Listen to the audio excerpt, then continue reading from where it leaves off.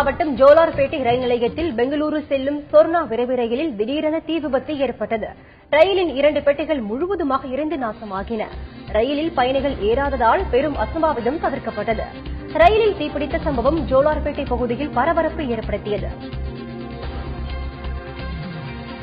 கரூரில் இருந்து திருச்சி நோக்கி செல்லும் பயணிகள் ரயிலில் நடுவில் உள்ள இன்ஜினில் திடீரென கரும்புகை வந்தது. தொடர்ந்து தீ பற்றியதால் உடனடியாக அந்த ரயில் வீரராகியம் ரயில் நிலையத்தில் நிறுத்தப்பட்டு தீ அணைக்கப்பட்டது. இதனால் பெரும் விபத்து தவிர்க்கப்பட்டுள்ளது. எடப்பாடியை அடுத்து ஆடையூரில் திமுக முன்னாள் ஊராட்சி மன்ற தலைவர் சந்திரசேகர் வீட்டில் இருந்து இரவில் மாடுகளை ஒரு கும்பல் கடத்த முயன்றது. அதை தடுத்த போது சந்திரசேகர் மற்றும் அவரது தம்பி வேலாயுதம் இருவரையும் அந்த கும்பலை சேர்ந்தவர்கள் கடுமையாக தாக்கியுள்ளனர். சத்தம் கேட்டு பொதுமக்கள் வந்ததும் அவர்கள் தப்பி ஓடியுள்ளனர். மாடுகள் ஏற்றப்பட்ட மினி டெம்போ மற்றும் ஓட்டுநர் குமாரை பிடித்து பொதுமக்கள் போலீசாரிடம் ஒப்படைத்தனர்.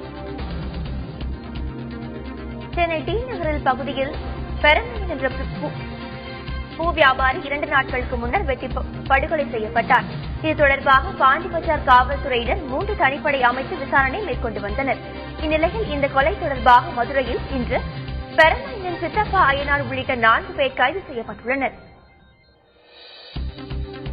சென்னையை அடுத்த மடிப்பாக்கத்தில் விஷ ஊசி போட்டு கொலை செய்யப்பட்ட மூவரில் ஹென்றி என்பவரின் உடல் வட்டாட்சியர் முன்னிலையில் தோண்டி எடுக்கப்பட்டு பிரேத பரிசோதனை நடத்தப்பட்டது.